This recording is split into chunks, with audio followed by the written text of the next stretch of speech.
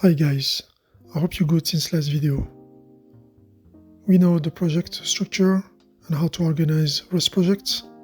We have run an example project already to learn about TUIs in Rust, and I have checked in previous video what could have been done better and went through a list of lessons. There were more actually, but those were the major ones. Okay, now with this previous video you have more awareness about what the project is about. I'm upgrading my Kubernetes cluster and want to use a TUI built in Rust to keep learning the language and face some new problems. In this video, we are going to run some upgrades and also try to understand how does the TUI rendering works in Rust. We will be working on states together and also doing a simulation of an integration of a spinner. It needs more work as we need to create a special loop with the process while the processes are running, but it is not the focus here, so we will just see that quickly toward the end, and just in order to have a well-rounded view and open some more possibilities to your own projects. I've left a link in the bio for students who want to learn AI by doing, beginner devs who want to think at a service that they could offer, or business owners who want to use AI for themselves. It is free. There is a guide PDF to download on the video. Link is in the pinned comment and video description. Get it now from our hub, check our houses. Also, please like and subscribe. Thank you for your support. Open your terminal, let's get started. Logs to TUI, state management. So we're gonna start with the TUI, with the front end side of it, and just to see how the layout is organized. So here I'm in the engine, which is going to run those different steps using the transmitted stream message. So the step is done without any issue. Here we're matching on that. We paint the sidebar of the step in blue, so there will be colors, and after we just log here with this line.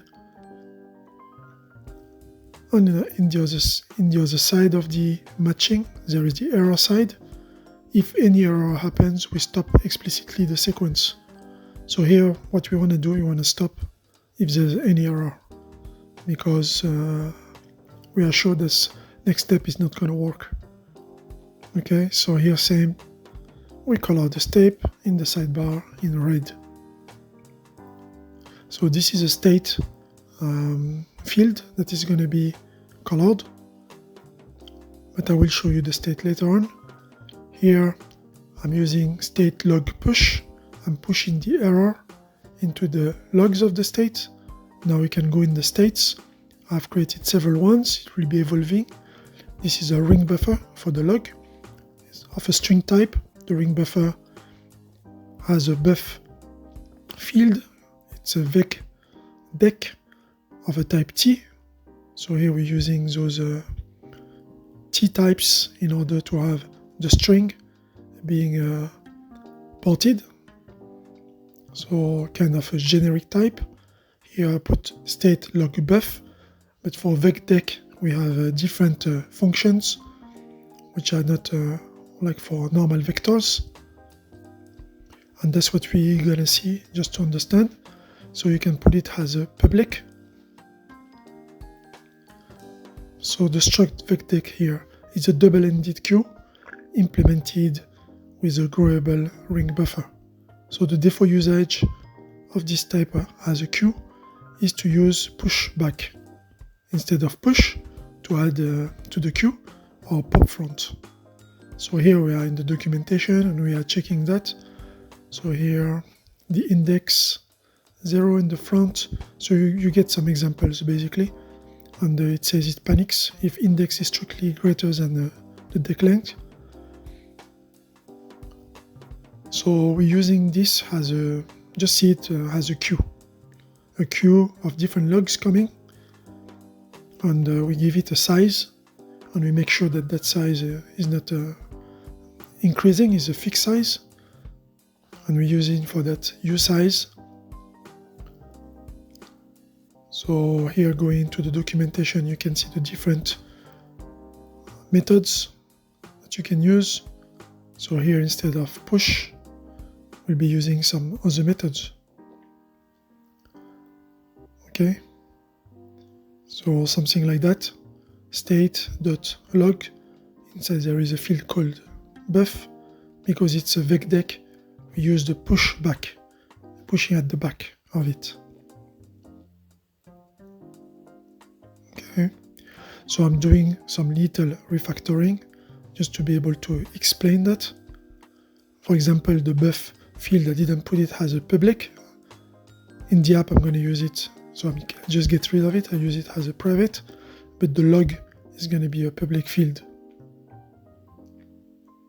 Okay, so we use format to have a string,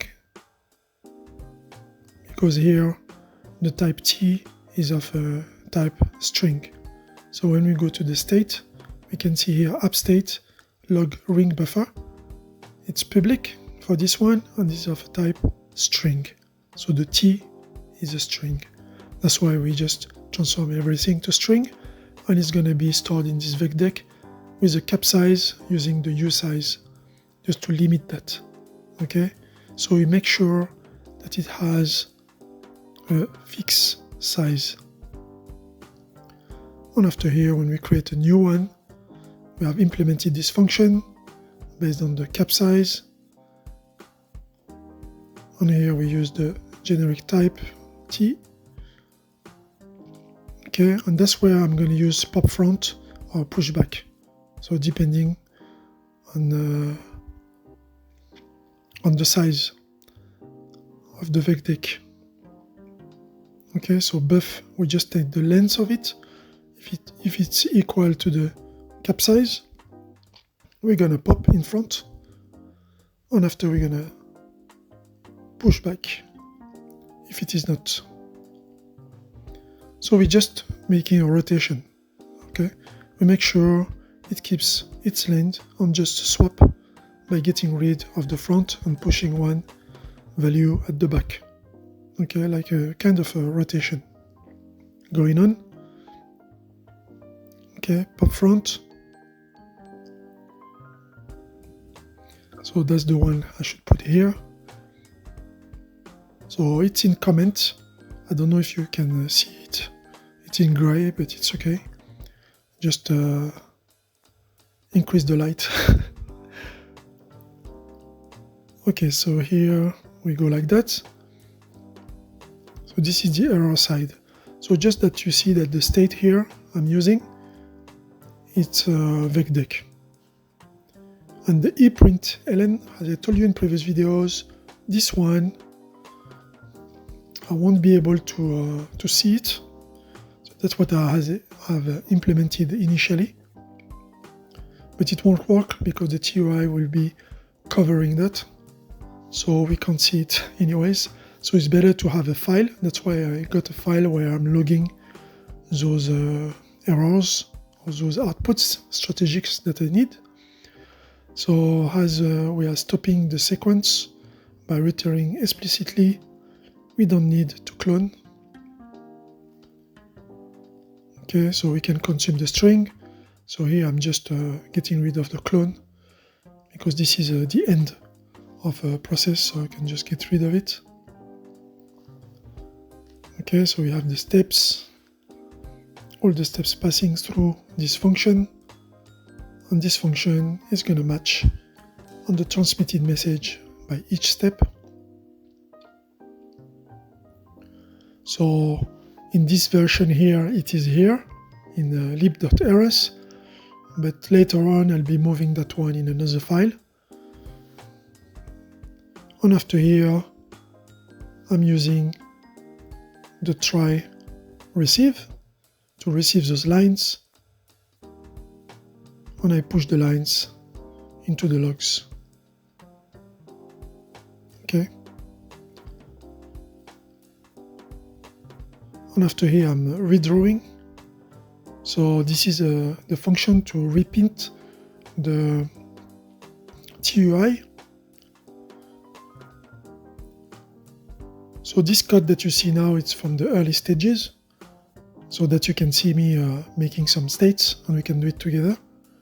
That's why here there is a sleep duration that I'm going to get rid of later on, because there will be real processes running. So drawing, painting, logs to the TUI, the front end. So I have here UI.rs. This is the redraw that we had. We have here the backend. We're using also here generic types so that we can use any backend. But Ratatouille backends accept cross-terms backend. On the Termion backend, we were using cross-term. So this backend will be, the B will be a cross-term. The app state will be the state we're going to work on during this video. But there will be more states in the future that I'm going to add. And after here, I'm using another function. So this one is going to call a function called draw UI, which takes the frame and the state. And the frame is passed in from the backend as a closure.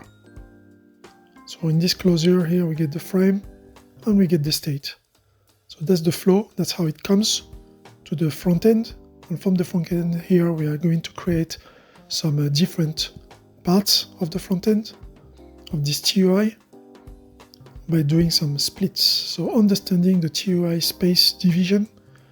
So here we're going to go in the part in which we're going to just try to get how to get this data into the terminal application. So basically what we're doing, here we're doing a vertical split. The constraint, header, body, and footer. Okay, so I'm just cutting this space vertically, 3 different spaces. Top and bottom, I provide a length, which is 1. I believe that's 1 line. And in the middle, I provide the constraint min1, means it's going to fill whatever it's in between, all of the rest. Okay, so that's how we divide it. Split area. We split the area.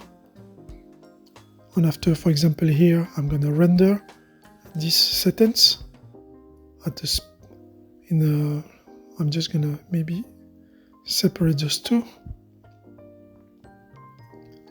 Let's separate those two so that I show you where this sentence is going to be displayed and how I'm going to actually tell that I want it to be in this part. So after that we have the body. The body is the same. This is the body. And I'm going to split it into 2 different parts. So horizontal split here, direction horizontal. So we did a vertical split, and after we're doing an horizontal split. Okay. So vertically splitted the entire view.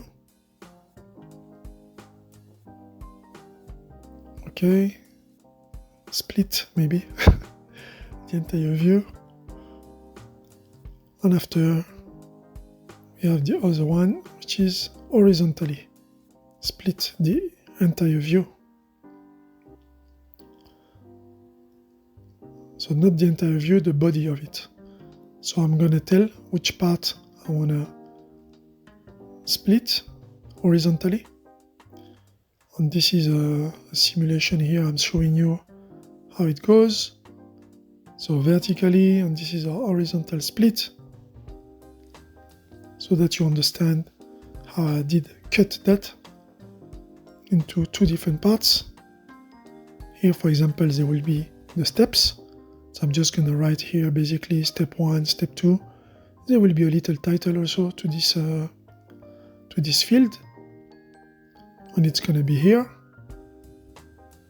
We can maybe copy that, and in the middle here we're going to get the logs. So all the different logs for every single steps. So output, done, and so on. And here we're going to get the, let's call it log output, capital letters. Okay, that's what you're going to get here.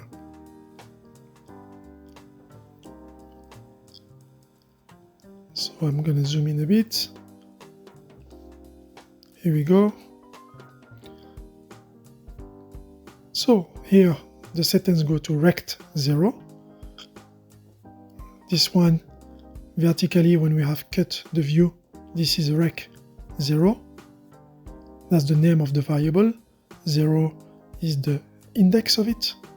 Rec 1 and rec 2 for the footer. Okay, so rec 1, I have split it into 2 different parts. Okay, so here I put rec, but it's body. I call it body 0 and body 1. Okay, that's how we get here. Okay, so that's for the body 0, where we're going to display all those logs. So here I'm going back into the state file to show you where the data is from. Here we have an enum providing the colors, step colors, and that's how here I can match on those in order to paint those steps on the side blue or green. Okay, so I did all the imports. I do an iteration. I use a little closure as we've seen before. I create the variable style. So for each step we match to a certain color using that enum that you have created in the states. Okay, those are the colors in the states. Step info, which has a color field, and the step info, it's going to be used in the struct app state. Here you see it's a vector of step info with a name and the color. Okay, that's how I can get the step name every single time. So you better divide everything in little states and do a nice puzzle. Or you can use a huge state with everything in. It might be more efficient, less confusing, I don't know. Okay, so here we got those, and after here we have a function in the state. That's how we create a new one. So the vector of items we collect. So we get those list items from Ratatouille, representing each items to check. We use this pattern matching, and after here we use a Ratatouille styling for each to match that step color. Okay, Ratatouille styling. We create a layout in the body. We color that layout, so we style it a bit. We collect those in a vector, and after the sidebar here, it's a list of new items that we have just colored. We create a block where we're gonna put those. That block will have a title steps. That's the one here, steps. And just under the step, it will be painted all those, and there will be a border. So separator and the body 0 that we have divided. Okay, that's where it goes for this data. So this is the body log plane. So that's where the logs are going, body 1 here. We do an iteration because I have implemented a function here for the log, okay, which is a kind of iterator that we can clone, collect. So here you see me doing this way, but if you've seen the previous video, there's a more efficient way to do. You just use the toVect function instead of iter, clone, collect. But that's how it is at the moment. Okay, iterate, we iterate over the ampersand strings, clone it, making a string, and after we're gonna join those after the collection into the string, that vector. So that's how we get a block of sentences that we can load into the TUI. We use a paragraph from Ratatouille, Same here, the block with the title, we call it logs, and the border. So there will be a little title here saying that's the log part and the separator. And after we are going to paint it by using the render widget. And for the footer here, the rect2, I'm using just the letter Q, and quit with a little tutorial to say that you can press Q to quit, which works only at the end of the running process. Okay, so this will be at rect2, which is the vertical split, the last part of it. Okay, vertical split, last part, and that's where we're gonna put it. No process background, just bare run to check TUI rendering. So I put the steps, but I didn't activate the functions, all the logic of doing the upgrade and everything. I just want to run it and see how the TUI renders. Okay, so package, we might need to use package here, because we want to run the app, which is bundling everything, engine, and all the dependencies. You can see written on the top, we have the Rust KTS upgrade, we have the steps, the colors are changing from gray to green, from green to blue. We have the logs coming into the log area, and we have quit written at the bottom left part, in the bottom left part. Okay, different steps, discovering the nodes. Here I'm just printing some sentences like that, just to see if it runs properly, if the colors are changing the way I want it to change. So before having any data running around, and I'm using the sleep, just to sleep between those steps and simulate a process running for 10 seconds. Okay, so it ends randomly somewhere. I don't know how to fix that, so if you know, just tell me in the comment section. Let's have a little break. Please like and subscribe during the break. Okay, now that we know how to handle those splits, we can maybe split the header. So this is more advanced. So I have more states now. We need to update some areas that I have split already with the name of the node, with the versions of the different components. Okay, so I've added more splits. But don't worry, we will be doing one or two together at one moment. So here I have another state that I've created to discover the nodes, get the node roles, file step. I'm gonna get rid of this one because I'm not using it this way. I just decided to fail the steps if there's any error, so I don't need to save it into the states. So different component versions, status of the update, the name of the nodes, that's what we got here. Name and kind, that's minimal, that's what I need for the moment. And after we have implemented here some function to create a new one and also to add. So let's go to the commands. Those are the commands running in that running all the steps. And after here, I'm just going to try to catch that line from the stream process. So here, see how to add here. So, okay, I was wondering if I should do some different state management from here, but at the end, I've decided to not do it from here.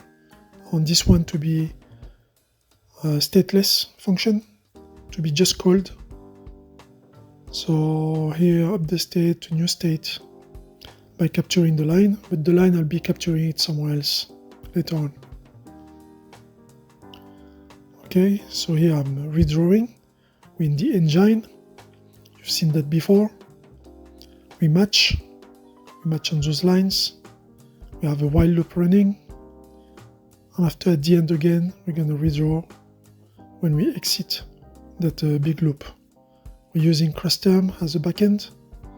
The terminal here, that's where we set up. That's a new terminal. We clear if there's anything. And after we redraw also. So we redraw at the beginning, we redraw inside the loop, we redraw after the loop. That's where I redraw basically.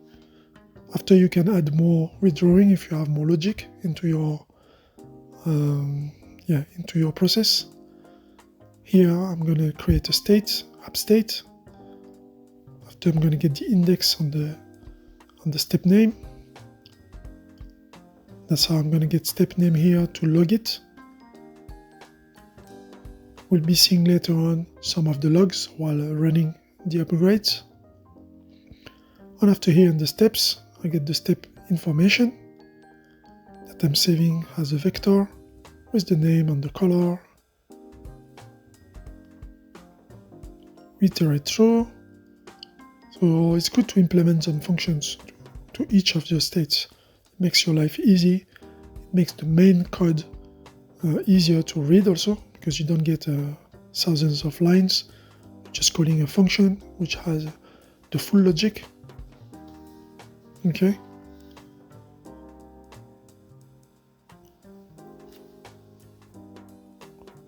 Okay, so here we have the app state.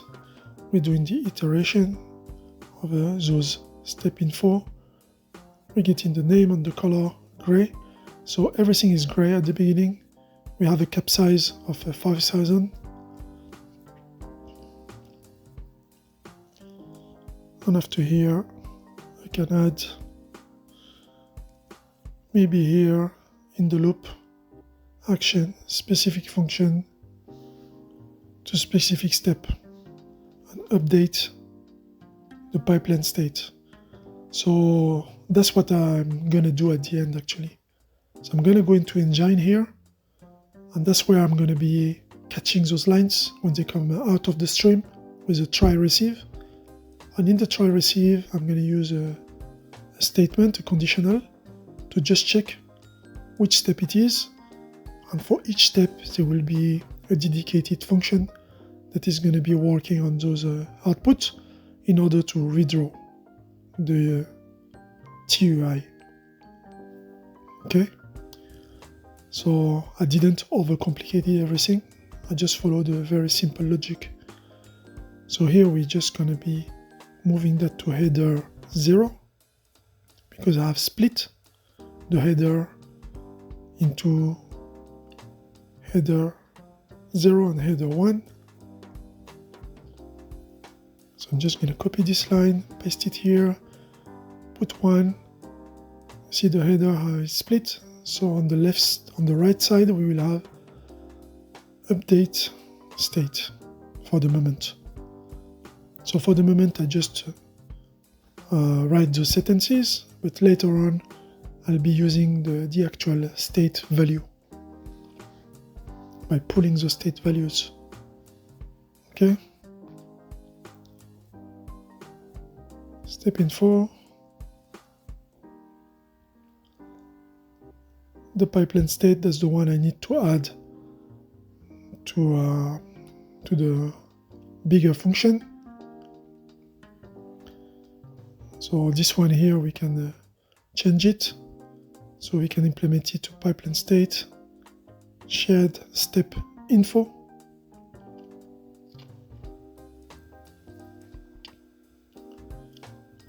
And let's change this field and call it styling, which will be a vect of shared step infos. I'm just going to use the color here. Shared step style. Let's call it shared step style.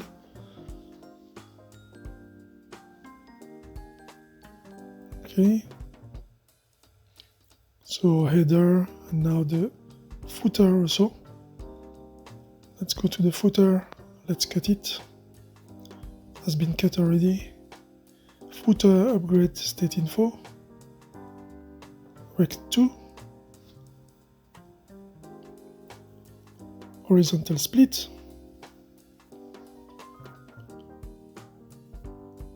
Okay, so I have the quit in rect2, so I'm gonna change it.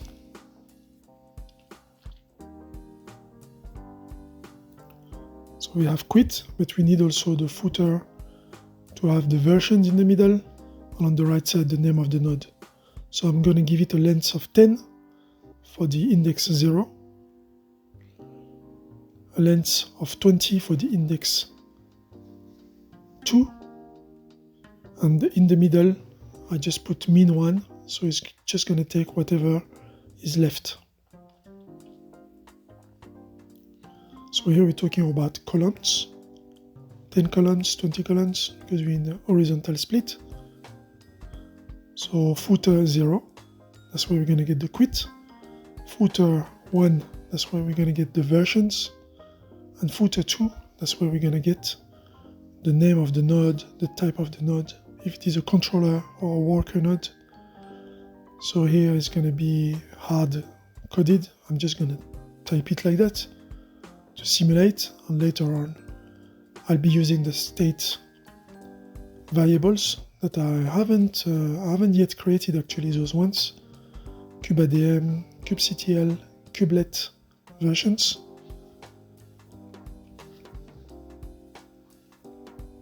Okay. So I tried to put a /n just to see if it's going to do a line return. Let's see. So here we will need to get the values from the pipeline state and inject. Okay, inject those as $str. Probably. We will see. But it's good to have in mind of the different types that you want to use. So if you're wrong, at least you're learning something. And here the same.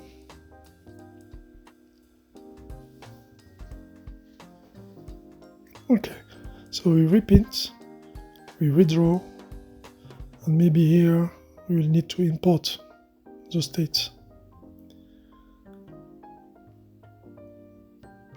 So pipeline state, so that I can access those values when I'll be feeding those.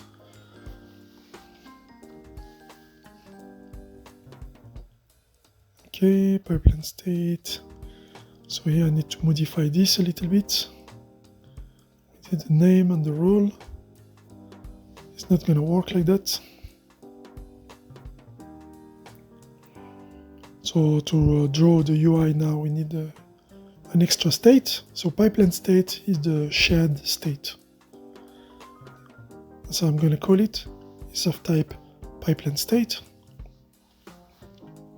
That's the one which is going to hold most of the informations that we want to get in the TUI. And the update is going to get all the logs using the vecdeck that I showed you before. Okay, the state, the iteration that we do, we get all those logs.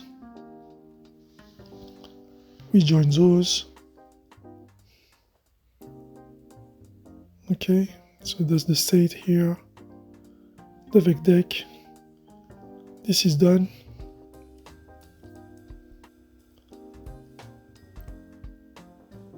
So here vecdeck I can put defaulted to 5000. So the size of it, just use 5000 here. Ring buffer new. 5000 here is where redefault it to 5000. Because I said it before, but I didn't show you where. After here, when we redraw the state, same. Shared state, s_s, and pipeline state, s_s. Okay, so that the state is ported. Now in the engine lib.rs, we need to get this new state that you have created, pipeline state. We need to also initialize it. So here I've initialized the app state, which is going to be returning a state, a transmitter, and a receiver. So I'm just going to do the same and implement that to pipeline state. Okay, so I'm just going to get rid of this new set default, and this will be the default for this one. And here we're going to just modify it a bit to match our pipeline state.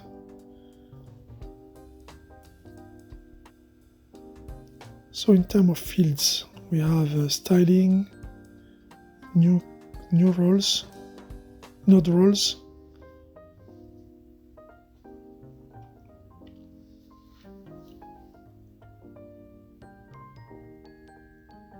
So here color, step color. And here I have the enum step color on the top. Just let me clean this up, because this is like doubling up what I've already done before. So let's just put here pub color inside the pipeline state. Instead of having another state, we just put all in this one. We have the step color here. This one is a pipeline state. Here as input parameter, do we need any input parameter? So I check what I did before.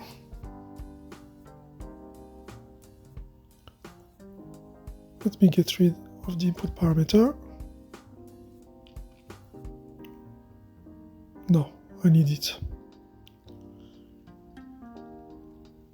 But it's not a list. It's just one step name.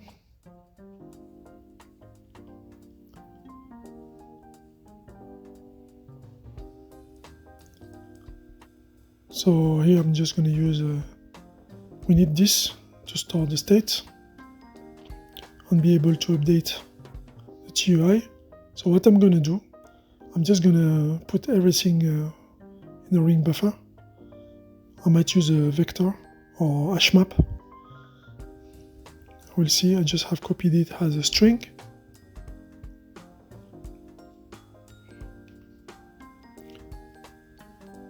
Okay, so how are we gonna modify this?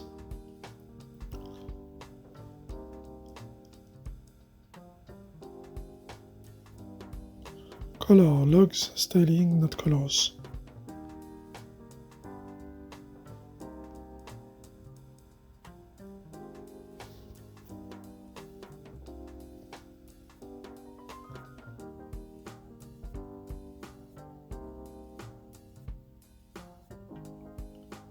So the node roles are already hash map. Node role controller worker. So there will be the name and the role.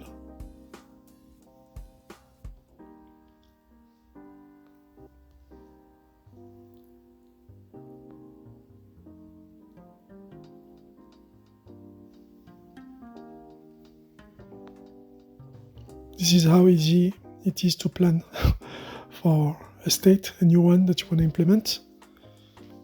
So it's still fresh. So what I'm just going to do, I'm going to match what is in the field already present. We're going to work with that. So the initial color will be a step color gray. Just going to start with gray. Everything is gray.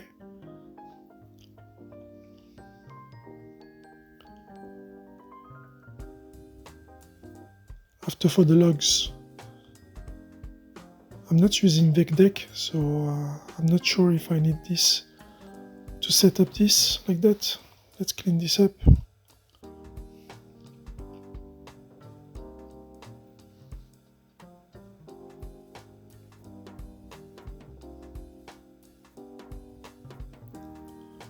Here, node roles.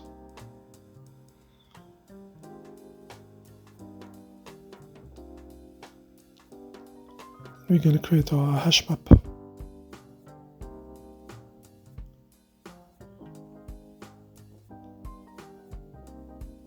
This is a very raw building. So general ones.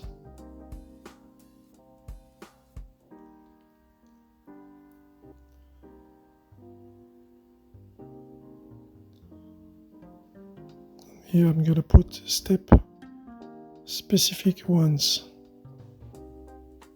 Okay.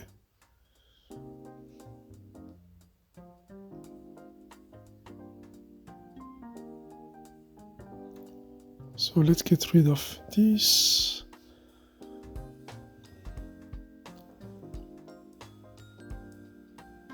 I'm still thinking about how I'm gonna do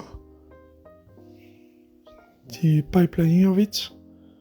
I'm just trying to make it easy so that it's not overcomplicated in terms of enum calling and having struct inside other structs.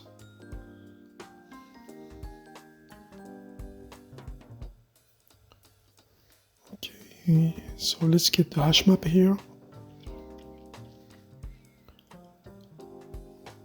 I might just use hash map new maybe.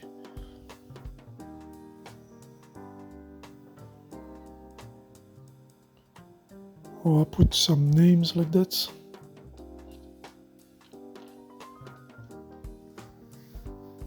I'll probably just use a bare hash map. After here we have the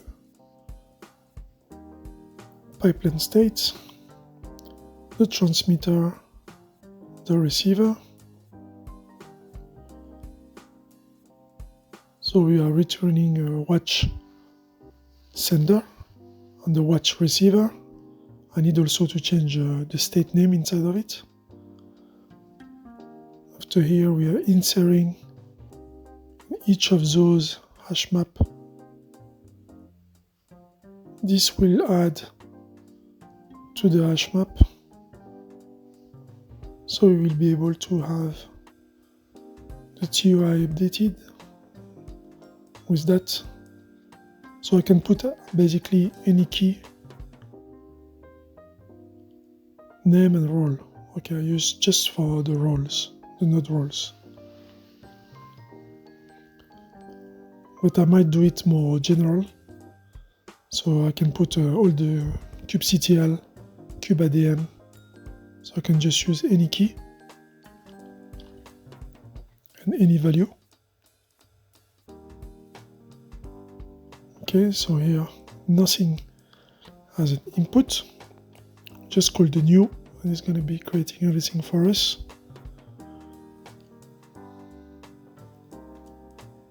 I'm still wondering if I need the logs as a ring buffer, because I have already the app state managing that. See here, so I don't want to refactor.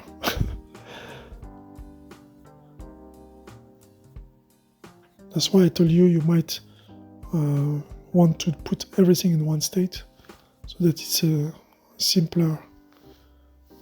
I mean, it's easier to manage, but on my side, I prefer to divide everything in mini steps, mini states.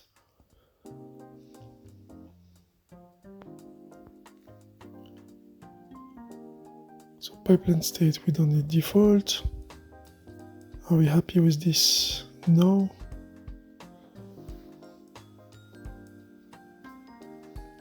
So here state channel state pipeline, clone. Here state pipeline also, let's call it the same name everywhere. So we get the transmitter and the receiver from the watch channel.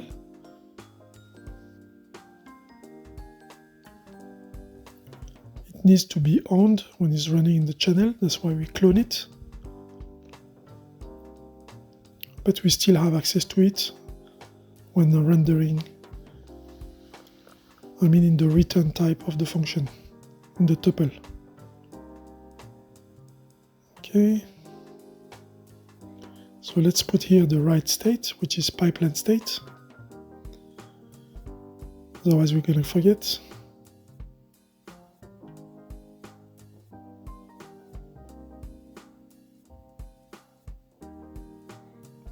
Okay. We have match our struct. So in the future I'll be probably changing that. But at least here you've seen how to create a new state. After in the engine, I'm just going to copy this line, paste it, and do the same, so that this new state will be running through the big loop. So we'll be able to update it while we're streaming those lines. Okay, those two we are not using. So we put an underscore. We're accessing the pipeline state.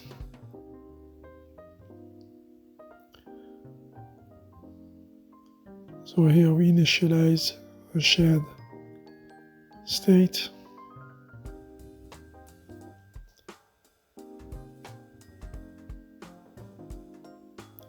After we create the MPSC channel, after we do our iteration into the steps to get the name on the index,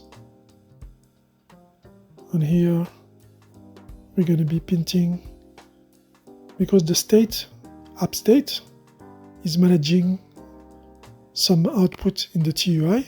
On this one, the pipeline state is managing some other outputs, which are the versions, if we are upgrading, so the state of the upgrade, and also the name of the node and the type of the node. So that's why we're doing all that. So here I'm just going to put some sentences so that I will be able to feed our UI.rs, so that as we create a new one here, we'll be able to get it in the other side. So now we are in the lib.rs. It's going to be green.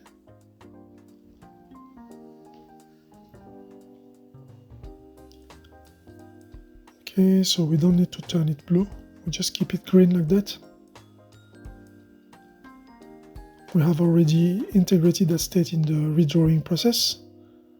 All the redraws. Okay, I just verify it. Here, this redraw I didn't add it, so let's add it. And %. And here also. So I've added it in the definitions, but not in the function call. Okay, so now we have the state is ported. It's going to be able to be ported until the redraw.ui.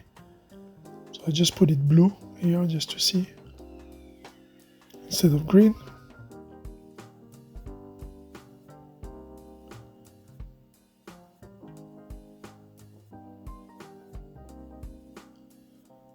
And here we're going to create also the same for this state, a special channel only for that state. And we need a mutable receiver, a receiver log. So we're doing the same also as we've done before.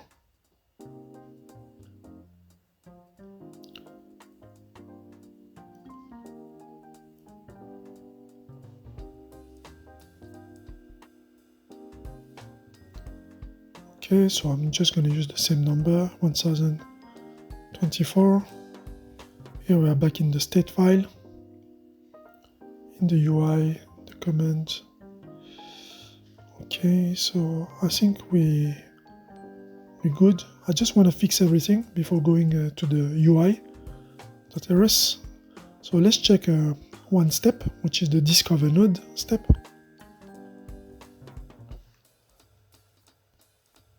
So this is ready to stream.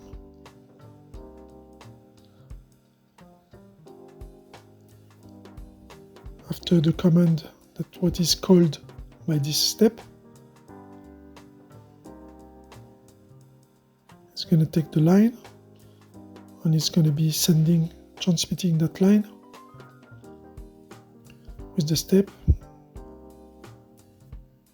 and that's what we're going to try to catch in the other side. So that's where we stream everything. And here we're trying to catch those lines.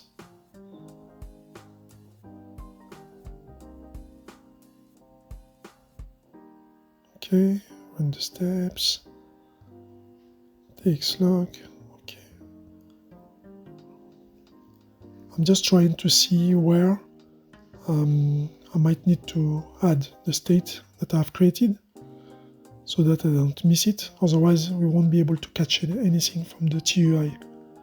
So you have to follow the whole data flow, okay, from when you initialize the state at the top of this function, when you set the color of it here, when after it runs inside the step itself, streaming process. So the step is going to run a shell command, it's going to stream the output of it, it's going to be partially passed or fully passed, and after here we got to catch it and get this line to the TUI by using those redraw_UI functions. Basically, that's the data flow. Okay, so here we catch the line using our try receive. Maybe here have a shared ln function that will check, that will be called and will do the job of analyzing the lines. Yeah, that's where probably in the future I'll be adding those functions that are gonna catch the line depending on the step to call a special function. Notes to do, quick updates. So I'm just gonna update my notes very quick. Let's go up there. You've seen the notes in the previous video. So that's how I just put the steps that I need to do. So the previous video, it's a bit in the future of this one.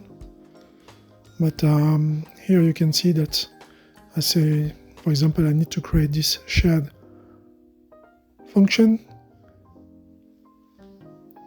So I've created that one, but I didn't put much in it because I realized at the end that the core.ui is the best to hold all the core functionalities, to have a center, and it prevents to have those circular imports.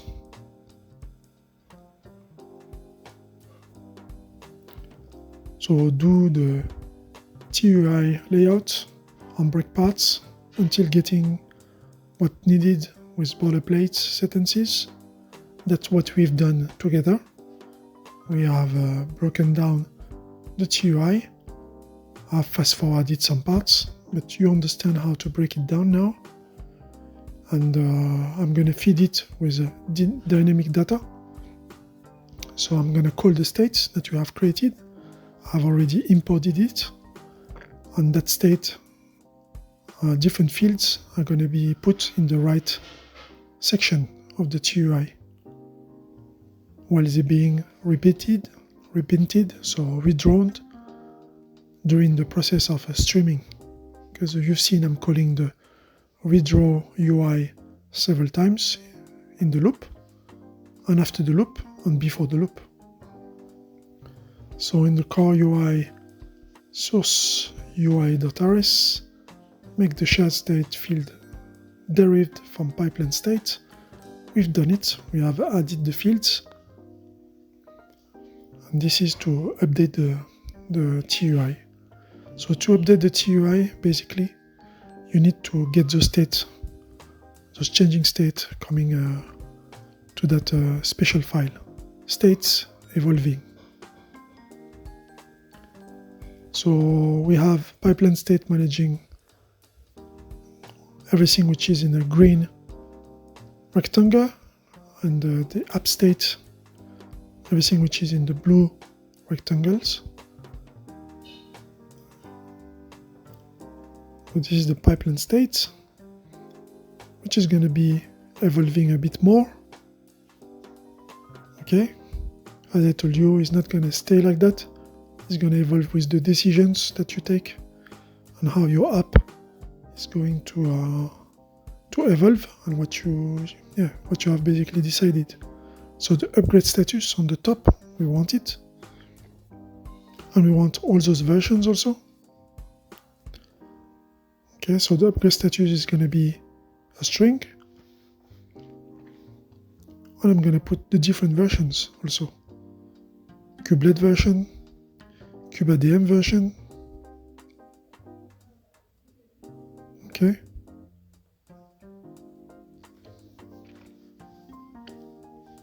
kubectl version. So there's different ways to do that. You can also use a hash map and just put everything in the hash map. Containerd version. But here I want the specific fields for each of those. And the upgrade status, which will be an enum that I'm going to use for that. So I don't know if I've created that enum. And after here, I'm just going to put those fields in so that when we initialize this state, they'll be created. So same at the beginning here, it will be something hard-coded so that the TUI showed that is not yet upgraded. Waiting for update. That will be the boilerplate sentence showed to the TUI when it's called for the first time. Because the first step running will be discovering the nodes and discovering those versions also. And that's when I will be able to change this one here. So I'm going to create a new state here that I'm going to be here state to upgrade. So we're going to call it upgrade state. And we're going to add different custom states for the upgrade. I mean custom types, because it's an enum. Upgraded, in process, error, or waiting.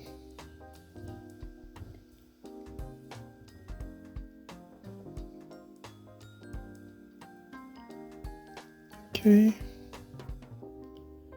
Upgrade status, which is going to be of type upgrade status.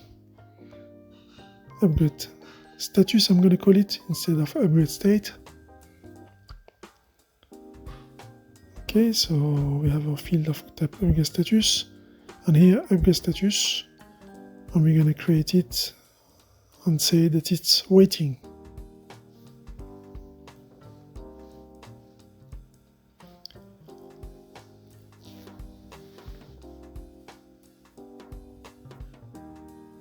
Upgrade.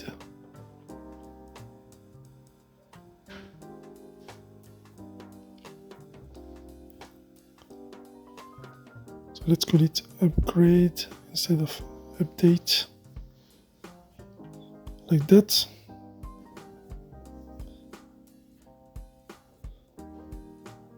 So I don't need this around.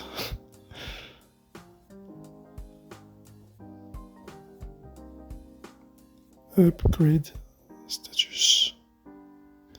Waiting. The hash map, we have a custom fields. So the upgrade status is going to go in the header 1. What else do we need? So you see I basically create the state based on the TUI, on where I want those to be displayed. So we need this one here, the footer state 2 in the rec 2. Okay, the footer 2, let's call it like that, with the name of the node and the type of the node. So rec2 footer 2, that's the name of the node. And the role, this one is rec2 footer 1. The upgrade status was rec0 header 1.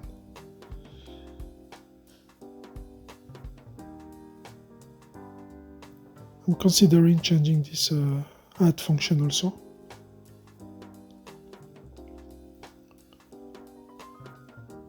So that's how it goes in my brain. I'm just going, just thinking of different parts at the same time. I'm trying to coordinate myself. That's why I write everything. I try to organize it and plan before. Otherwise it never stops. Also, when I create a GitHub key, I give it some time. And that's the time that I give to myself to make this project. So I have a time constraint. So I can't make it overcomplicated because I need to finish on time. Otherwise, you just want to improve everything and it never stops. You never end your project. Okay, so here will be the node name, the node role, just back in the UI.rs. Before feeding it with real data, I just write a boilerplate like that.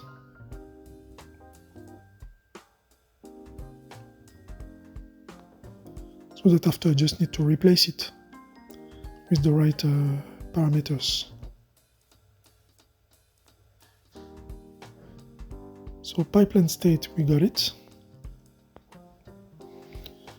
We have the body, we have separated. Rest, let's go to the documentation a little bit. Layout constraint, just to see all the different fields that you can add to it. Me, I'm using length and the min, but you see you have percentage, you have ratio, you have fill, max. So you can use more of those, but those two will do for my little project. This is fine, but you have more options. So let me put that to 2 lines now, because we have more data, which is going to be painted into that top. I just put 6 for the moment, 6 lines for the footer and the header. I don't know yet how it's going to render, but we can modify it on the fly after. We know where to go in the code.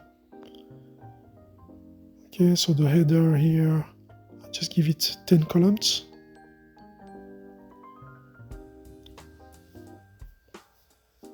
I think it needs more than 10 columns.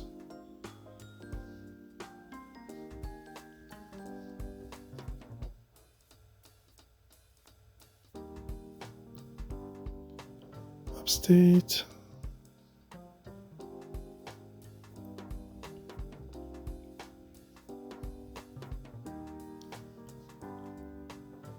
Okay, let's have a little break. Please like and subscribe during the break. After that, it's going to be more exciting. Run upgrade to see. Okay, so we've been staying on the states, on the UI, cutting it, changing the states, changing our mind, and doing everything like that. So here I've restarted Containerd, I've restarted Kubernetes. I put the versions. You can pause the video if you want to see the steps, and we can see everything is written, all the boilerplate on the top right, on the bottom left, bottom right, bottom in the middle. Okay, it has changed. Step in process. We have feed it with the data.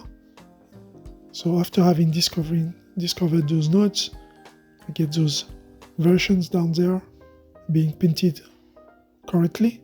So all the kubeadm, kubelet, kubectl components, they have the same version, and containerd is the only one having its own. This is the controller, Creditizens.net on the bottom right, and the type is a controller. Okay. So here the /n did work for that. And after here I get some logs. So here we are running actually the stream with the data and everything. We're trying to make it. We were at 1.29 version that you can see. So at the beginning I put 1.30. So I just provide the minor version, and the processor in the application is going to be trying to pull the best stable latest version, which is 129.15 before 130.13. It couldn't pass the upgrade plan step. So here I got an error. So you get a bit of glitch. So you need to reset the terminal when you get an error. We can check the logs. What are the logs telling us? Upgrade plan error. Okay. So the job didn't have time to finish. And this is the comments running. So I have another log file just to check on the comments on the version. I'm going to also try to run a downgrade to see. Because even if it has failed, the cluster have kept the 130 version as a possible upgrade version, but I don't want it to stay like that. So I want it to go back to what we had initially. So in this app, there will be a flow to upgrade the cluster and another flow to downgrade the cluster. Downgrade is acceptable if it is just one minor version. Okay, you see here 130 for the control plane. It has break. And here I just run it again. That's the version that we have now, 130.13, but we need to downgrade it. I get the nodes, because I want all the different components, controller and the workers to have the same versions. I don't want them to be different. It can be different. You can have one minor version difference, but that's not what we want. Here we're breaking our cluster somehow. We're doing it wrong. So let's see if our downgrade works and see what kind of problem we encounter if it doesn't work. So we're gonna wait a little bit together so you can see. We pull in the repository keys.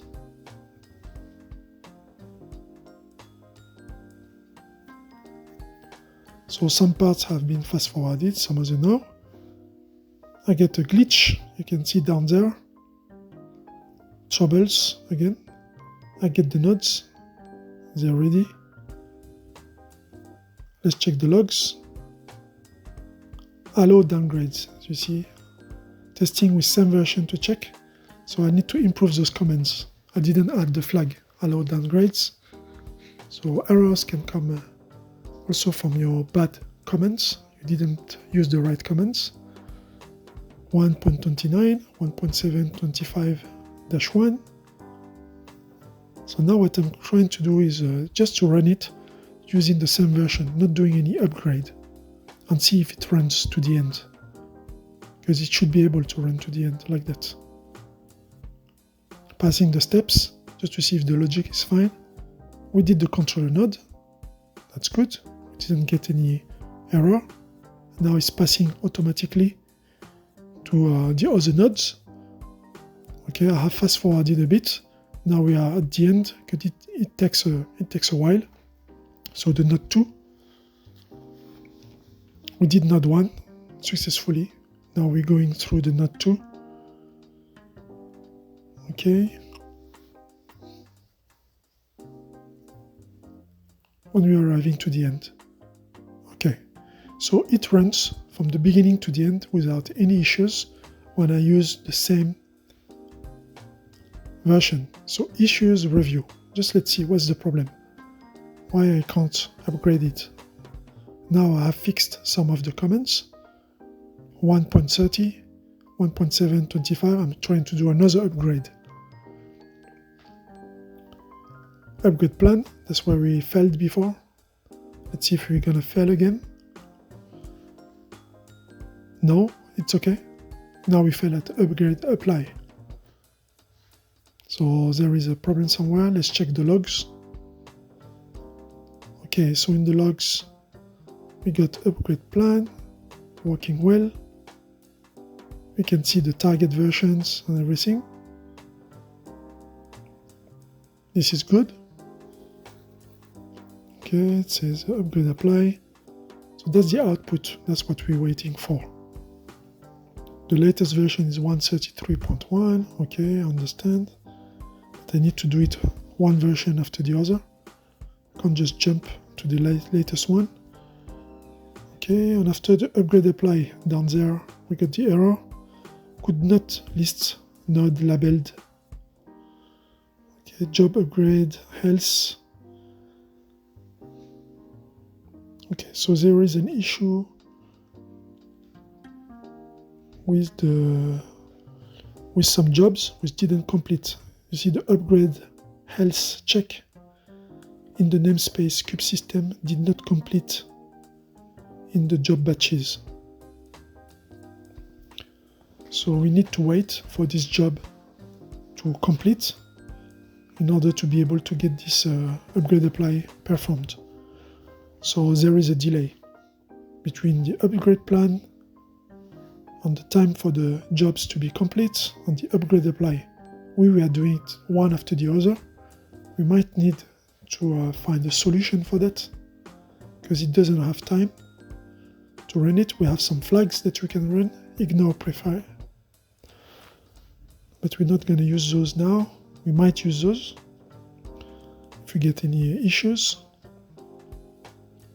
because that might be the solution also. So it's going to ignore those jobs. Those jobs are going to run, they're going to complete and successfully complete, but later on. That's it.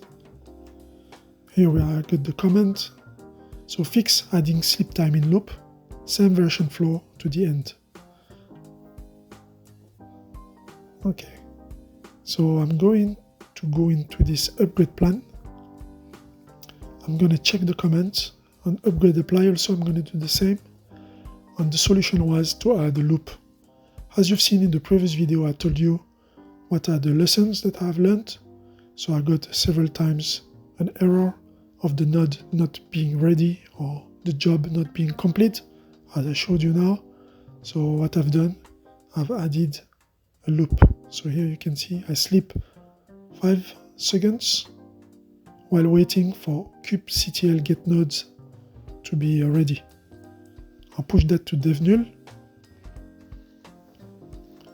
and after I wait. So there is a loop running before making the upgrade. The upgrade won't run unless this loop is successful.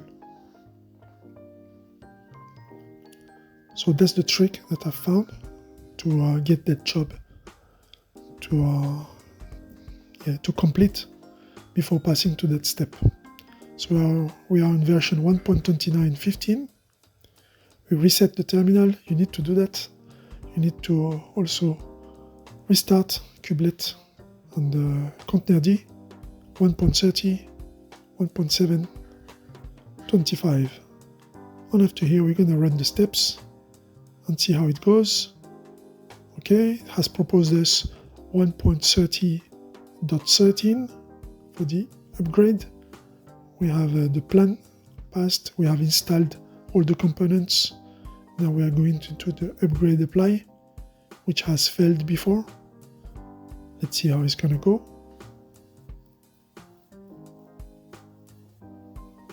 I have fast forwarded a little bit, so be patient, just wait a bit, and we're gonna see how it goes here.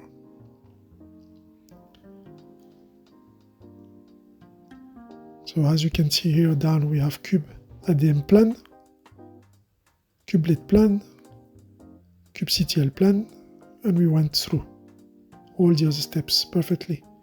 So depending on if it is a controller or a worker node, some steps are going to be skipped, or the process running in that step will be different. Okay, so now we have rediscovered the nodes. We're on the worker node. We're working on the worker node. It goes quick to the end. It looks like something successful. Looks like everything went fine. For me, it's a bit, it's a bit weird because normally some steps have to take a little bit more time. So let's see, same for the, okay, it went through the node 1 twice, and now it goes to node 2. It has discovered the node 2. So let's go to the node 2,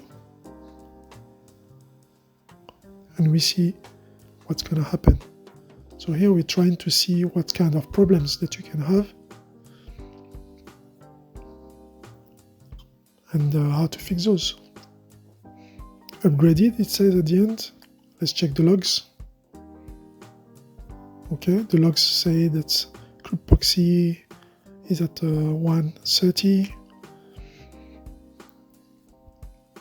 Okay, is it true? Looks good to me for the moment. Let's get the nodes, but you see when we get the nodes, it's not good. Just the controller has changed in version. Node 1 and node 2, as we expected, because it went so quickly, didn't upgrade at all. So what's happened? That's what we want to investigate. That's why you need to have those logs written to a file in order to be able to get those errors written somewhere. Okay, here there is an error, unknown field, logging option text. So I get that from one version to another. Kube proxy is going to get a new field that is not going to be recognized, so you're going to get an error for that. So it's not going to work. So this needs to be fixed also. So you need to do some patching. I'm going to SSH to one of those worker nodes to check the version. So manually, just let's check what is there. KubeADM version. And yes, in fact, the version is 1.2915. It hasn't been upgraded. So there's a lot to fix in the backend in order for, you see the front end is fake. It's telling you that everything is fine, but it hasn't been upgraded. So this is kind of issue that you can have, is that your logic is not a strong logic, so you feel like everything is good. Fixing the code issues. So what I've done, first I have fixed some comments for the worker nodes, as I have omitted to format it well to get the SSH just before the comment. So I'm going to format it to get it passed through the SSH. I have added the commands also to patch those fields. Having the new field, because we're doing an upgrade, there's a new field created, so I needed to patch the kube proxy. Please like and subscribe during the break. Now we're going to go, after having seen all that, you have a strong knowledge about this project, we will be able to run successful runs. Restart services, restart the application also. So let's restart the services. I'll be fast forwarding a little bit the running process. So systemctl restart kubelet and containerd. This is not fast forwarded. we clear, and after we're gonna run the application, cargo run p application, we put 130, just need the minor version, 1.7.25.1.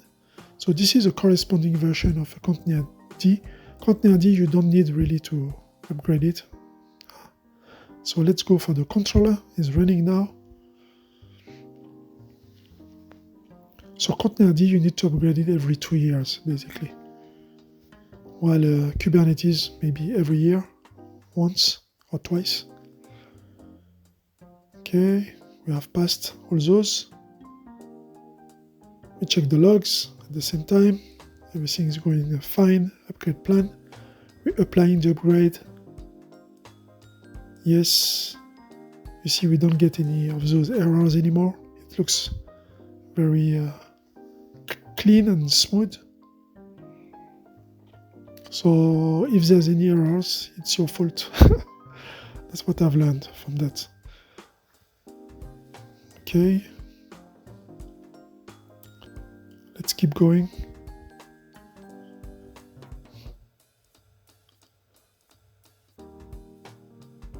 So Kubernetes is telling us that this can take up to 5 minutes.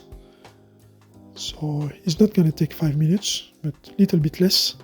Now it has been flagged as successful. It's going to pass to the other node. You see it's written waiting everywhere. And after it's going to discover the node. And the state is going to be filled with the right information. And here I check the comments. We got the SSH passed this time.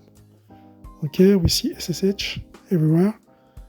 So we'll probably this time successfully update those versions in the nodes.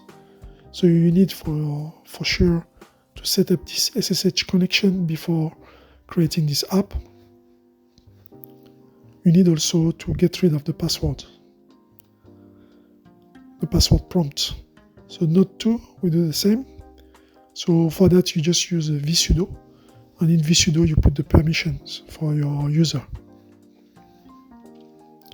You can bind those permissions to certain binaries if you want to be restricting that, or you can just put no password for everything while you're running, and after when you're done, you just put it back to what it was before. But this needs to be done by an admin anyway. So now we're going to the node 2. We're almost there. We're done. We have updated all the nodes. Testing the cluster. So let's see if we haven't break the cluster. We can see all the components at version 1.30.13. But is it working? Maybe it's upgraded, but we can't do anything there. We can't create any pods. So let me just first SSH to the node 2, send the command to check the version. Has been confirmed. The version is 1.30. That's good. We have a first confirmation. Now we can try to run a pod. Let's put some workload into the cluster and see. Agentic tester. What did I do? Ah yes, underscore. This won't work. So we put a dash here. We got the Nginx. Let's expose this service. I'm not going to use the internet browser. I'm just going to use curl to see if we get the right page. So I need to indicate here the port and target port and the type of exposure that we want. We're going to use the node type exposure. For the port, we're going to match the Nginx port 80 and use the same port. So node port has been exposed. We just get the services. Kubernetes has given us the port 30,836. We check. Has been affected to the node 2. Is running. So let's now curl it and check if you have the boilerplate Nginx page. Yes, successfully we got it. The Nginx web server is successfully installed and working. Okay, so we did an upgrade. Cluster works fine. Let's clear this. Let's have a little break. Please like and subscribe during the break.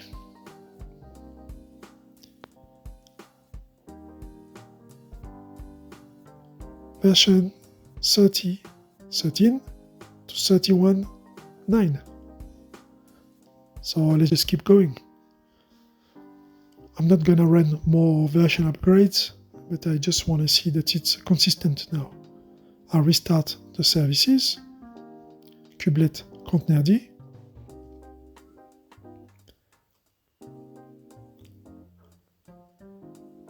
You can see that now it's not fast forwarded, right? But after it will be. And after that, we need to start the application.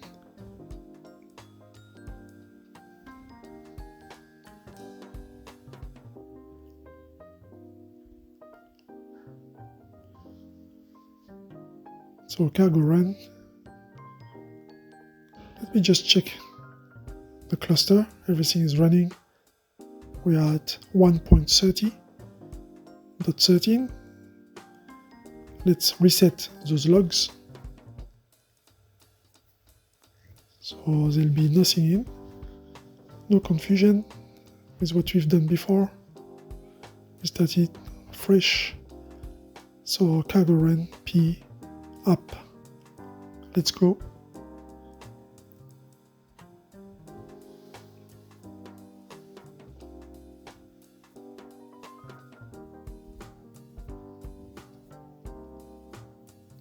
Rebuilding together. No fast forwarding also here.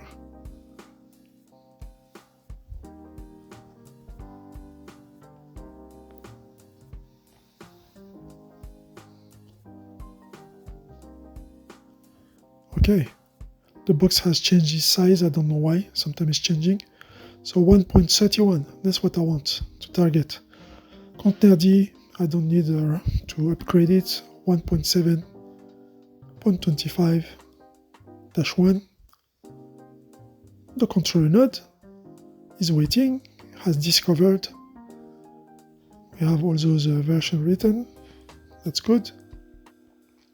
So for sure I need to improve this. I need at the end maybe to show what's the new version on the, I don't know, on the left side, just under the steps. Have a spinner. I'll be showing you the spinner a little bit, but we won't integrate it fully. Okay, upgrade plan. Now we are confident as it has worked before. It's gonna work now. The logic is fine. Unless there is a breaking change and that we need to patch anything as we've done it before. We needed to patch the kube proxy. Okay, upgrade apply. Let's wait. So kubeadm plan, whatever you see plan down there is the key that I use, and I split on that key with a space to get the version. So those are bash commands. Okay, we ran successfully to the end of the step. Now the node 1 is waiting to update in between. So this is all upgraded in one go. I'm just going to discover all the worker nodes. I have just one worker node and I have just one controller node and all the worker nodes, and then it's going to upgrade everything. For the worker node, because I have only one, I don't have any other to hold on the workload in the cluster. So I need to skip some steps like cordon and join. So this is a bit exceptional. So this app is customized for my cluster. It can be generalized to clusters having impair numbers of controllers, but here it's just customized for my use. Node 2. Okay. So node 1 has been successful. see node 2. So in the output, when you see upgrade plan, you can see that it's telling you that sometimes it might tell you to do the upgrade apply manually. But here the technique I'm using, trying to pull the latest stable version, makes it works fine. So here I'm going to reset. We went through. Let's test the cluster. We see if the nodes has changed. Yes, 131.9. Let's run Nginx again and see if it works. If it is just not just upgraded. So as before, you can't put those underscores. Okay, let's put a dash. Let's expose this node, this pod, and see if we get the Agentic page. Port 80, target port 80, the type node port. Wherever it is, we'll be able to have access to it using node port. 31,232.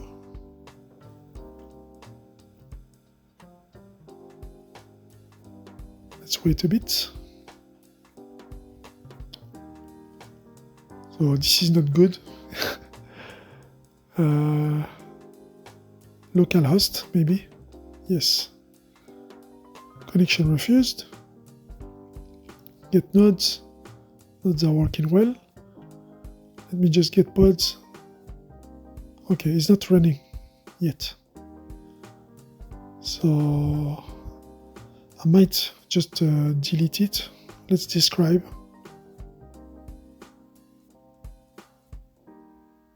Warning ejected. The node was low on resource. Okay. Wasn't expecting that. So what I'm going to do, I'm just going to delete it and restart it because this shouldn't happen. Should be okay. Because the node is not low in the resources. This is a lie. But you can say maybe the timing, you did it too quick. Just wait a bit. I'm going to delete the service. I'm going to delete the pod. What was the name? Nginx tester. I'm going to run it again.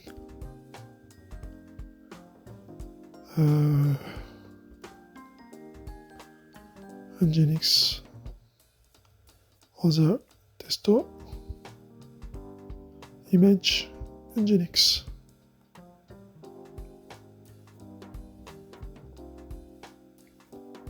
Okay, has been created. Let's just check if it is running by using the right command, kubectl get pods, not get pods. Container creating. We just wait until it runs. Okay, takes a while. So the resources are missing, not because of the cluster, but because maybe I'm running some other stuff in my computer, because I'm using a virtual machine. You see, we're at 48%, CPU 14%, so should have the space. It's not requesting that much, that's just normal. Okay, now it's running. Now we can check.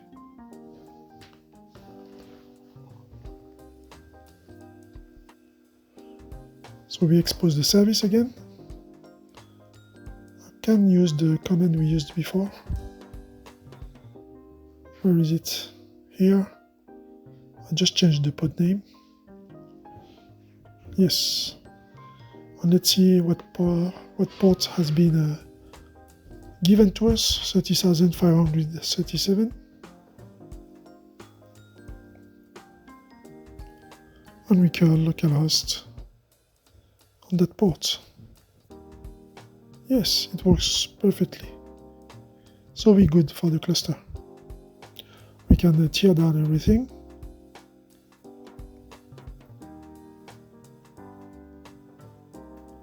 So we successfully did 2 upgrades in a row. That's perfect. Cluster has been successfully upgraded to version 1.31.9. Our app is reliable. I mean, maybe, but it is. It's reliable now. I can just run it like that. Let's have a little break, and after I'm going to show you the extra about the TUI and how to integrate something new to it. Let's go into the documentations. Ratatouille. And here we have some different, you see here, for example, you can have a menu. You can also add the scrolling, bigger letters, pictures, but we were going to focus on the Throbber widget, which is very interesting. And here we got the documentation. It's called Guru Guru. This is in Japanese, means spinning. Whatever it spins, you can say Guru Guru. At least you learn a Japanese word during this tutorial. And here we get a kind of an example boilerplate. We've done the state side of the boilerplate, but we can get one part of the code. Add dependencies. So you might be able to do that using just the Rust standard library. But here we just go and install this dependency. Even if I don't want to have a lot of dependencies, you might ask to ChatGPT how to do it. And here the troubler. We got it installed. You need the flag package so that you install it to the right package. I put in the core UI. And here I'm going to be putting it in different places. That's the header, index 3. That's the boilerplate code that we have. So we define the spinner only when we have the status in process and pinned to the terminal. So when the state is showing in process, we're going to try to print it. We get the trouble default, we style it. We style, this is all the styling. Okay, so here let's go into the documentation to see how it goes. Where did I get this from? I get this from here, the documentation. So this is the code snippet. They're using app states and everything, but I'm not going to use because I have my app states. And here you can see the different types of spinners and which use. We were using spin, so we're going to spin it in which use. We're using ASCII. I'm going to try to run it, get the nodes. I'm just using the control plane, that's it. And I'm going to use the same version because I just want to check on that spinner. So let's just put it here. Now I need to decide where it's going to live on the TUI. So I put header 3, 1.31, that's our version. I'll just keep the same. I got some trouble because I use an index which doesn't exist. Here, header 4.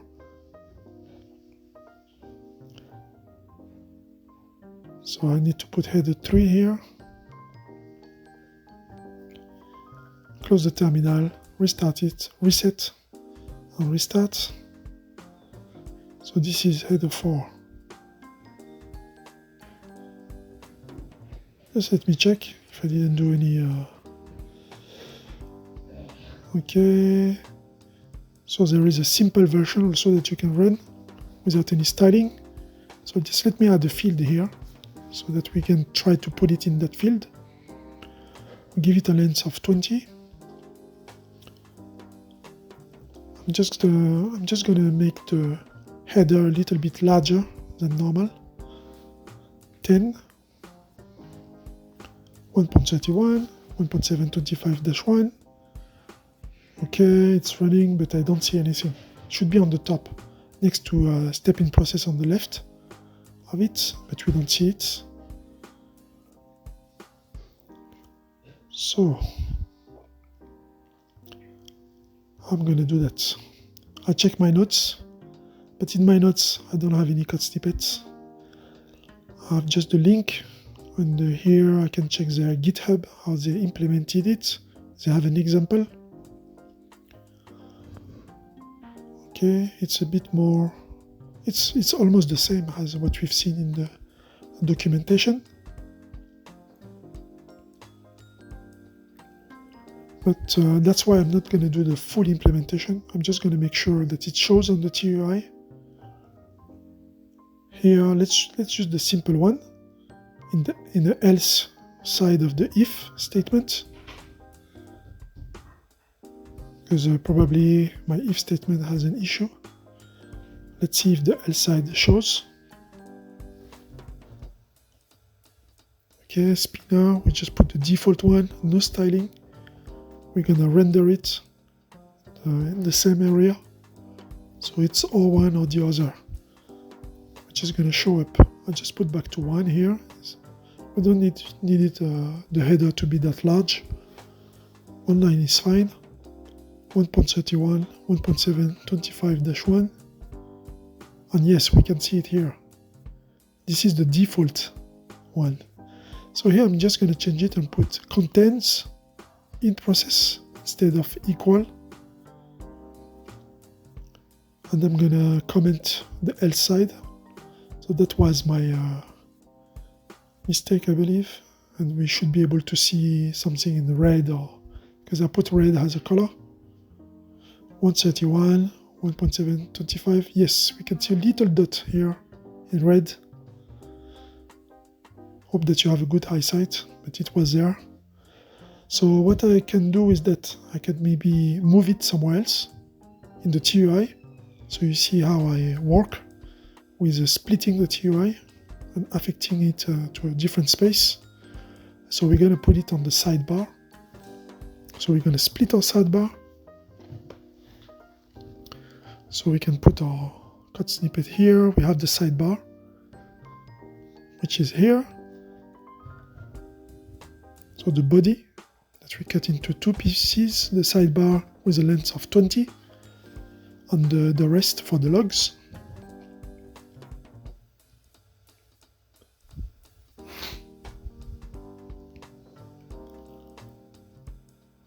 Take a few seconds just to picture it in my head, where to put it. So what we're going to do, we're going to split the sidebar and put our spinner there, just to see how we can move it somewhere else if we want to. So let me just paste here our boilerplate code that we got, and let's play with this and split it. Let's create a new area here. So we are going to create a new area in the sidebar. I'm just gonna zoom in. Okay. So I'm gonna call it body 0. So here the body, we cut it into 2 pieces. The top part will have the rest of the space, so the rest of the area, while the bottom part, the lower part, so we do a vertical split of it. Part of the sidebar area, here I'm just going to use length 15, just a little part. I'm going to change the name, call it sidebar for the moment. After I'm just gonna use the right names. Here sidebar 0. Here sidebar 1. So there's the top and the bottom part of it. Might need to change the names because we have sidebar everywhere. This won't work. Okay. So this one here is the body 0. We cut it. So we have now two parts in the body 0. This one, let me call it, I'm just going to change the names. This is affected to this one. Sidebar area. This is the general area. Sidebar area 0. Sidebar area 1. Okay. Sidebar steps list. So this will be showing the list. I'm just going to try to run it to see how it goes.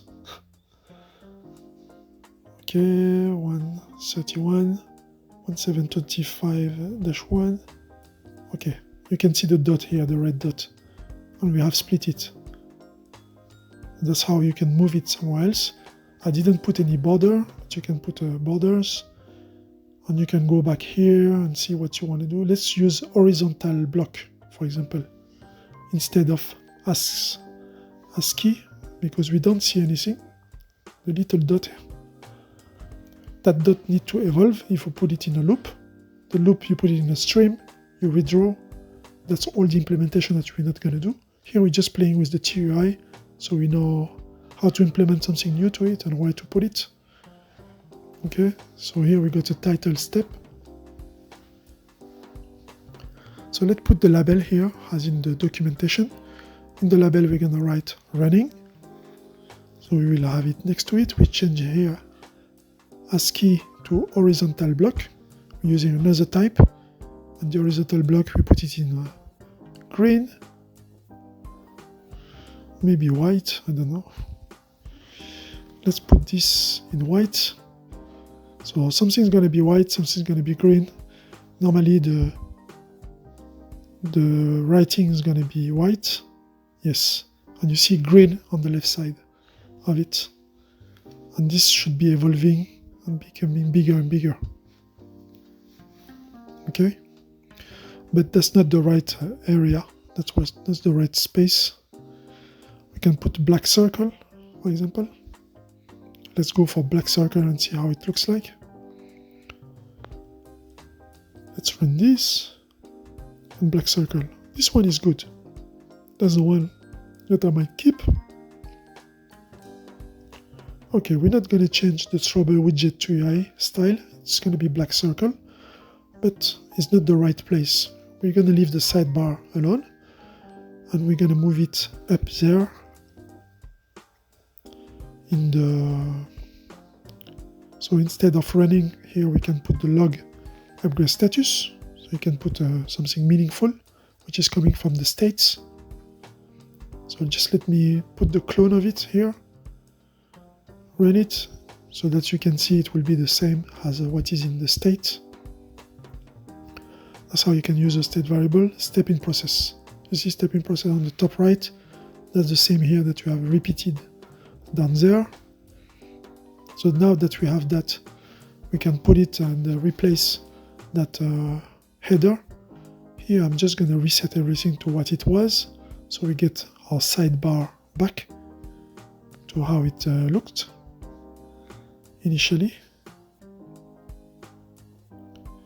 Here, let's get back up here, the header.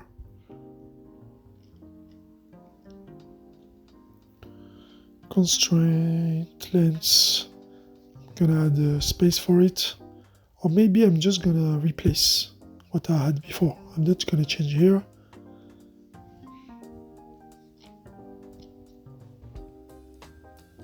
Here the header tree, I'm just gonna change it. We put our boilerplate code. We get rid of this. This is a header 3.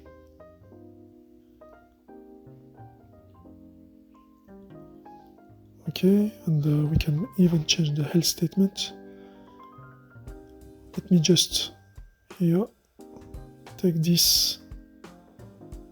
Now we can put it inside, so we don't get the warning of a variable not used.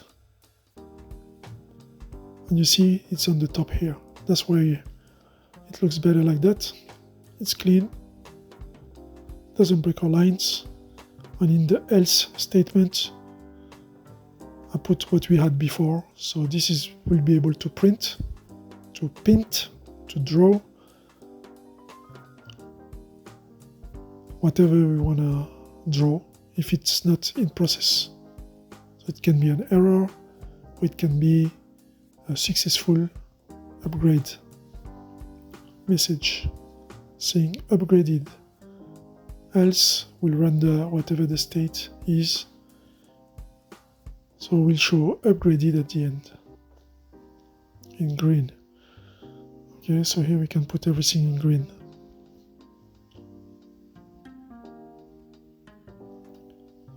Alright, so the style, so let's just put a little bit of comments here. The style of the text label.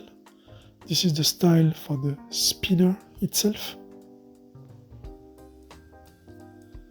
And after here we have the type of spinner that we are using.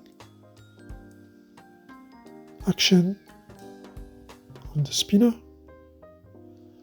So when you're adding those dependencies, you need to check also their license. Okay, so for example, this one here, you can use it, but you can't say that the code is from you. So you have to mention that the code is not coming from you if you use those spinners from this dependency. That's why it's good also to learn how to make everything by yourself, especially that you're using Rust. Okay, now you have some knowledge about how to design a terminal application layout by dividing it in different parts and having states holding the information that you want to display, playing with functions and orchestrating those for the TUI to be frequently repainted to show most updated information. We have improved some comments and now can upgrade and downgrade the cluster after having fixed some SSH comments. It is not perfect, but that will do, as now we have a strong understanding of the data flow and how to play with it. We didn't break the cluster and could test some workloads, so that's fine. Okay, let's stop here. Hope that you liked this video. Please like and subscribe, and see you next time.